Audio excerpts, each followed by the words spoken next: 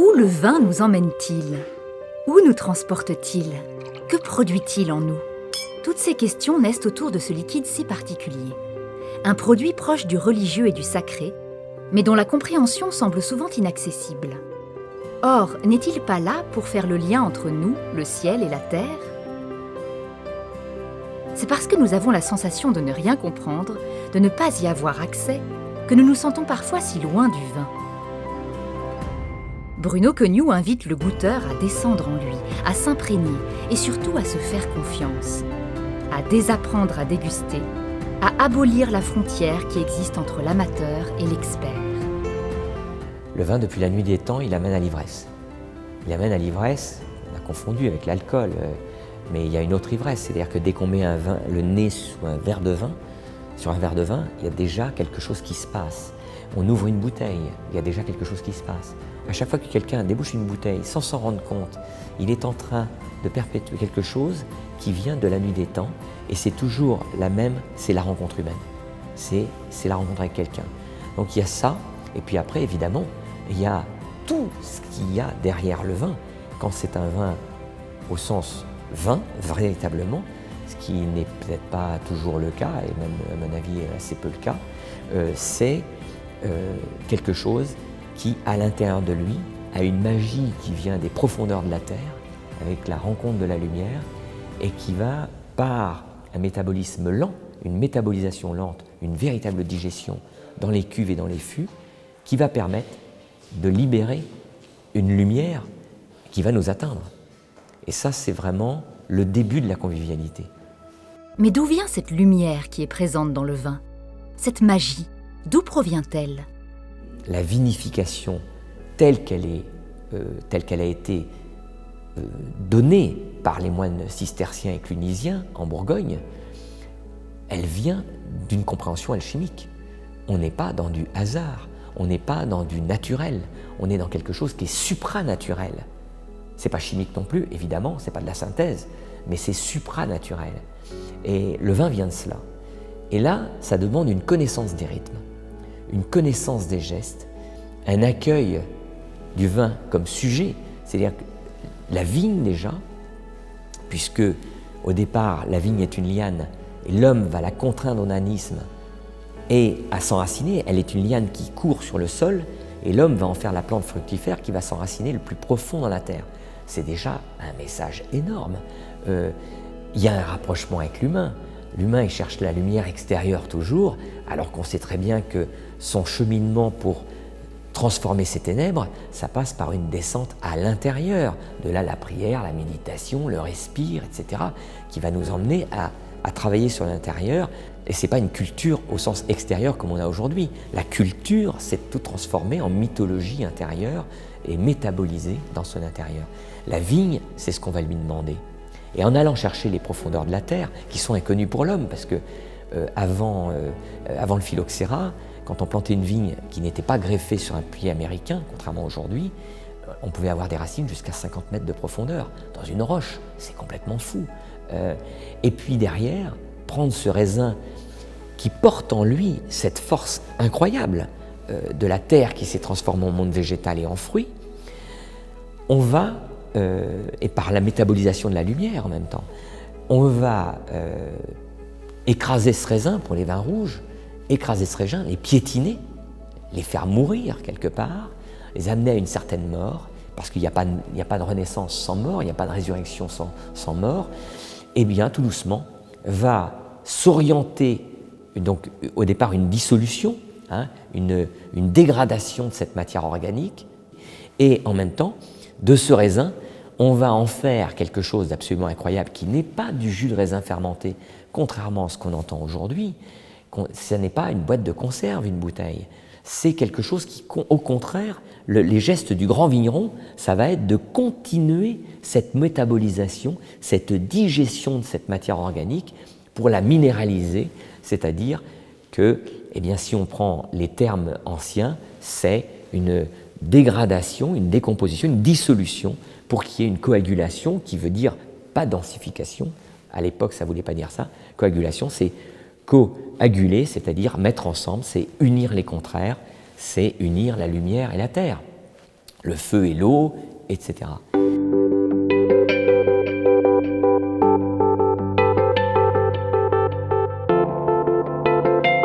Comment passer d'un monde du fruit végétal au monde du vin, c'est-à-dire au monde du sacré? Et ça a pris évidemment du temps. Je pense que d'après tous les historiens aujourd'hui et les études qui ont été faites, on ne trouve pas d'endroit dans le monde et de période où on a autant sophistiqué la vinification, cette métabolisation. Et alors qu'est-ce qui se passe?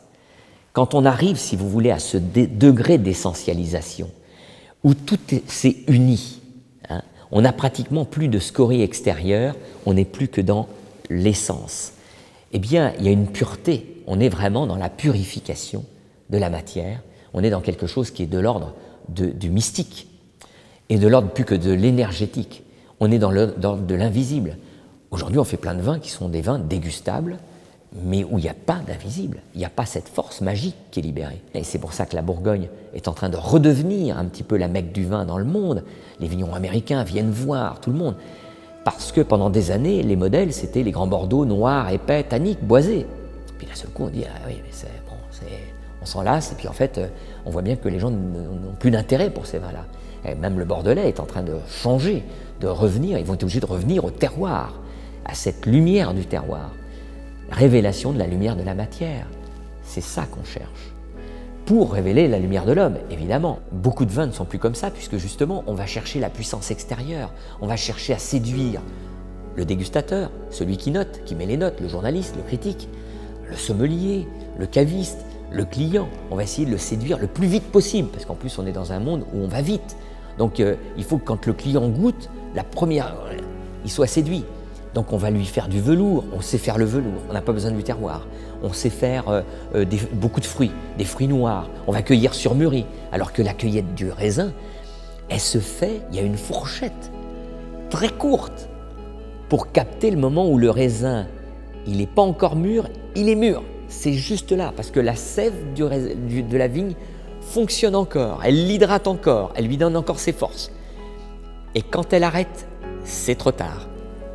Donc c'est, encore une fois, c'est pour ça que le cheminement du vin, il est partout, si vous voulez, dans le sacré pour l'homme. C'est-à-dire qu'il est dans un ressenti, dans un état d'écoute énorme. Et le grand vigneron va mettre 40 à 50 ans de sa vie à toucher cet impalpable, là aussi. C'est ici, chez Yves Legrand, à Issy-les-Moulineaux, dans le cadre remarquable des crayères du chemin des vignes, que Bruno Queugnoux a reçu les insignes de chevalier des arts et des lettres. Il semble que dans cette distinction, c'est toute la magie du vin et son invisible qui retrouvent leur place. Ce poète, qui parle de la vibration d'un vin, ouvre une nouvelle voie, une nouvelle approche plus intuitive, plus naturelle de boire le vin. En fait, ce qui est déjà important, c'est la confiance en soi. C'est-à-dire que déjà comprendre qu'on est tous différents, qu'on ne peut pas déguster comme le dégustateur, l'expert, le meilleur dégustateur du monde, etc. On ne peut pas déguster comme lui. Tout simplement, pas plus mal, pas mieux. C'est qu'on n'est pas le même. Donc, rien que le fait de savoir ça, j'ai donné mais combien de fois confiance aux gens qui se sont mis à parler de la relation qu'ils avaient au vin, de leur ressenti, alors que jamais avant ils n'avaient osé. Simplement de dire, mais tu ne peux pas sentir la même chose que moi puisque tu es différent. Voilà. À partir de ce moment, là, ça libère les choses. Et puis, il y a encore autre chose qui est encore beaucoup plus important qu'on n'accepte pas dans notre monde, c'est l'inconstant. On est dans le constant, puisqu'on est dans la sécurité, on met des barrières partout. Eh bien, le fait d'accepter l'inconstant, c'est-à-dire que je ne suis jamais le même. Il y a une minute, et maintenant, je suis déjà plus le même. Il y a déjà plein de cellules en moi qui ont changé, et il y a des forces qui sont passées en moi qui ne sont plus les mêmes. Alors, je suis un peu plus le même que tout à l'heure par rapport à hier, mais je change sans cesse. Heureusement, sinon je serais une momie. Et il y a plein de gens qui vous disent « moi je ne change jamais, je suis toujours le même ». Jacques Puiset, quand il a monté l'Institut du goût, il a fait venir des experts du vin et il les a fait goûter le vin dans des pièces jaunes, vertes, etc. Les vins, il ne décrivait pas les vins du tout de la même façon. Un muscadet frais, dans une pièce jaune paraissait presque puissant comme un vin de la vallée du Rhône, et dans la pièce verte il paraît acidulé et frais. Donc vous voyez les écarts de gustation que l'on a, de perception, autant que notre regard. Donc du coup, ça permet de dire, maintenant, ici et maintenant, je sens ça, je ressens ça, je vis ça avec le vin. Voilà. Et même s'il y a le plus grand expert du monde à côté de moi, c'est pas grave. C'est pas grave parce que lui, il va apprendre beaucoup de choses de vous. Peut-être plus que vous apprendrez de lui, parce que lui, il sera peut-être resté dans l'école, et il sera peut-être le clone du prof qui lui-même est le clone de son prof, qui lui-même est le clone de son prof. Ça fait 150 ans que ça dure. Donc il faut faire gaffe. J'ai pas envie d'être un clone, et donc voilà. Et des fois, je connais certains sommeliers qui ont mis 40 ans, 50 ans à s'émanciper. Certains jamais. Donc tout ça va nous ouvrir. La dégustation, soit on apprend à déguster de façon classique, moderne, soit, comme je disais, on rentre dans la gustation, et là, tout doucement, on va ouvrir beaucoup plus de possibles. Et la cognitivité ne va pas suivre un seul circuit comme avec la dégustation, ça va ouvrir plein de circuits, parce que l'émotionnel va être aussi libéré. Il y a une étude qui a été faite aux États-Unis sur des dégustateurs et sur des gens, tout simplement, qui aimaient le vin, simplement. On leur a fait goûter des vins, des mauvais, des bons, etc. Et puis, des vins qui avaient des gros défauts, parce que des mauvais, des bons, ça ne veut rien dire. Il y a des gens qui vont trouver un vin bon et d'autres pas bons, parce que c'est une histoire de goût. Mais quand même, il y a des vins qui ont des gros défauts œnologiques, des bactéries, des choses comme ça. Eh bien, ce qu'on a remarqué, c'est que quand on prenait l'imagerie cérébrale des dégustateurs, 90% des dégustateurs ne faisaient fonctionner que le cerveau analytique. Même sur un très bon vin, ils étaient capables de dire « c'est un très bon vin ». Mais par contre, il n'y avait aucune émotion. Donc, ils passaient à côté du souffle, de quelque chose qui va les traverser. Alors que les gens qui étaient à côté, qui n'y connaissaient rien mais qui aimaient le vin, quand il y avait un vin qui leur plaisait, il y avait quelque chose qui s'allumait du côté émotionnel. Voilà. Beaucoup moins du côté analytique. Donc ça veut dire que les deux peuvent passer à côté de quelque chose. Voilà. Mais je préfère être à la place du non-dégustateur. Parce qu'au moins lui, il prend du plaisir. Et quand on se lance dans le vin, je pense, dans le métier, c'est un peu dommage de passer à côté du plaisir du vin, parce qu'on est quand même souvent un peu plus chanceux que la moyenne d'aller goûter des choses un peu sympas. Donc ce qu'il faut bien savoir, c'est que tout ça est une question de mise, de posture, et que plus on va avoir une posture préhensive, moins on va bloquer par nos certitudes, notre contrôle, etc., moins on va bloquer l'ouverture de ces synapses. Voilà. Ce qu'on sait aujourd'hui, surtout, ce qui a été important et qui donne raison à des gens comme moi qui, depuis une trentaine d'années, se bagarrons, c'est qu'on nous a éduqués dans l'idée qu'on avait, sur la langue, 4 types de neurorécepteurs. Sucré, salé, amer, acide. Moi, j'étais persuadé qu'on en avait beaucoup plus. Et les gens me disaient, mes pères me disaient, mais non, c'est la rétronasale, c'est parce que ça passe par le nez. Moi, je fais jamais de grumage. Le geste, vous savez, avec un super bruit, là, voilà, des dégustateurs. Non, moi je mâche comme les anciens. Et en fait, donc je passe pas du tout par la rétronasale et pourtant je capte plein de choses. Et on me disait non, tu te trompes. C'est obligatoirement du sucré, de l'amer, de l'acide ou du salé. 4 saveurs seulement. Et puis là, dernièrement, il y a une quinzaine d'années, un Japonais a découvert qu'on avait des neurorécepteurs pour capter le umami. Et puis, tout récemment, on vient de découvrir qu'on a des neurorécepteurs qui permettent de ressentir le manganèse, le cuivre.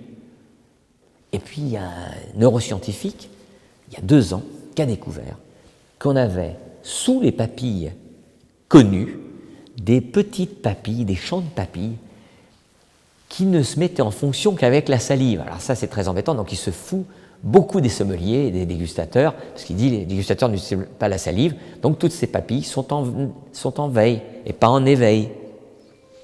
Donc en fait, on se rend compte qu'on a sans doute beaucoup plus de possibilités. Les champs d'exploration aujourd'hui sont énormes, autant au niveau des neurorécepteurs, donc des récepteurs, que des neurorécepteurs. Donc évidemment que la dégustation analytique telle qu'elle a été conçue après-guerre va être remise en cause dans les années qui viennent et pour le plus grand des bonheurs. Ces vins d'exception qui invitent au voyage ne peuvent provenir que de lieux particuliers où une union secrète, une affinité forte et un respect profond se sont établis entre la vigne et son maître. Ce qui est important, c'est la posture du vigneron en fait. Aujourd'hui, on raconte biodynamie, bio, plein de choses, les vins en amphore. On est passé des buveurs d'étiquettes aux buveurs de discours.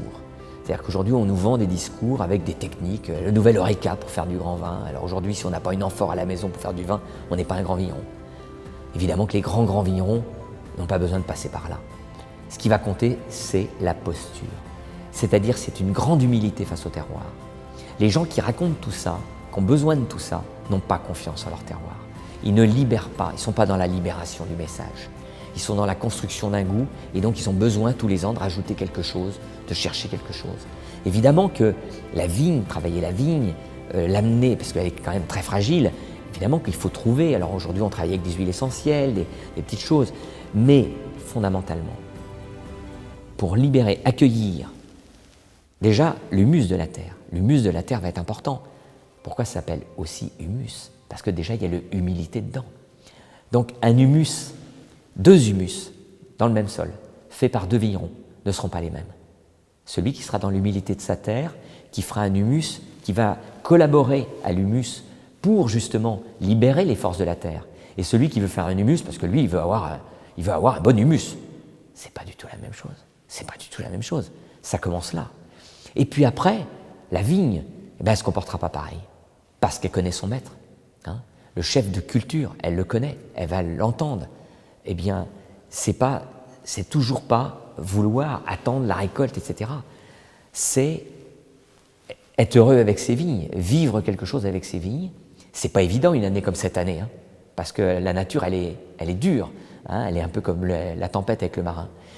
Et puis après, dans la vinification, soit on cherche à construire un goût, c'est ce qu'on nous enseigne à l'école aujourd'hui. On veut construire un goût, le goût de Bordeaux, c'est comme ça, et puis en plus le goût de Bordeaux qui a un 100 sur 100 au Parker ou un 100 sur 100 chez un tel, c'est comme ça. Donc on veut faire ce goût-là. Mais on est en corruption avec son terroir. Le terroir, chaque année, il est différent, puisque le vin, c'est un jeu, c'est un ici et maintenant. C'est une année, c'est une énergie de temps, et le terroir, c'est l'espace. Donc c'est un croisement entre ces deux énergies et celle de l'homme, qui va unifier le temps et l'espace dans le vin. Et on ne peut pas le faire, on ne peut pas le fabriquer, on ne peut pas le construire, on ne peut que le libérer. Donc c'est vraiment un accueil du raisin et pour transcender. Donc c'est des gestes comme le tailleur de pierre. Le tailleur de pierre, il libère la pierre, donc il l'écoute chanter, il la voit, il voit déjà un peu ce qu'elle a à raconter. Quand il va la prendre, quand il va la choisir dans la carrière, déjà il y a quelque chose qui va se passer. Si le tailleur de pierre part du principe avec du laser de dire je vais faire une pierre comme ça, comme ça, comme ça, sans avoir jamais vu la pierre, il y aura corruption. Et il n'y aura pas de rayonnement, il n'y aura pas de sacré. Le sacré va venir justement de cette posture. Sinon, on va densifier, le souffle ne sortira pas, le souffle sera éteint par la pensée. Une pensée volontariste, possessive, c'est cum damné, condamné. Cum damné, c'est pire que juger, c'est enfermé dans. Donc on va mettre dans la coquille, ça va être enfermé. Et on va rentrer dans une carbonisation. Voilà. Alors que si on est dans cette humilité, alors c'est pas facile, hein, parce qu'il y a des années où le vigneron se pose des questions. Moi j'ai vu des vignerons aller dormir dans leur chai pour laisser venir le message, parce que dans la journée, ils n'arrivent pas à entendre. Ils se disent en dormant, peut-être que je vais entendre. Alors il faut se méfier de tous ces discours, parce que ça peut être aussi beaucoup de folklore. Mais en tout cas, je connais un vigneron par exemple, il vient à 4h du matin, avant qu'il y ait ces vendangeurs qui viennent, ces gars qui viennent dans le chai, pour se dire cette année, je sais pas, je sens pas, et là à 4h, il fait silence dans la cave, il n'y a que le vin et moi, et j'évite de penser, j'évite de réfléchir, j'essaie d'écouter ce qui se passe. Le vin va peut-être lui parler, va peut-être lui raconter quelque chose. Parce qu'il y a des gens qui vous disent « moi je parle à mes vignes, je parle à mon vin ». Et est-ce que c'est pas plutôt la vigne qui doit parler, ou le vin qui doit parler, plutôt que l'homme? Parce que l'homme, il sait parler, il n'y a pas de problème. J'en suis un témoignage. Donc, voilà. C'est vraiment une posture autre, et d'accepter que le vin soit ce qu'il sera. J'avais écrit une phrase quand j'ai démarré dans le vin qui disait le vigneron est devant son vin, tel un père devant son fils. Il le guidera durant l'enfance et l'adolescence. Ensuite, il l'aimera en spectateur, désolé ou enchanté. Mais il l'aimera.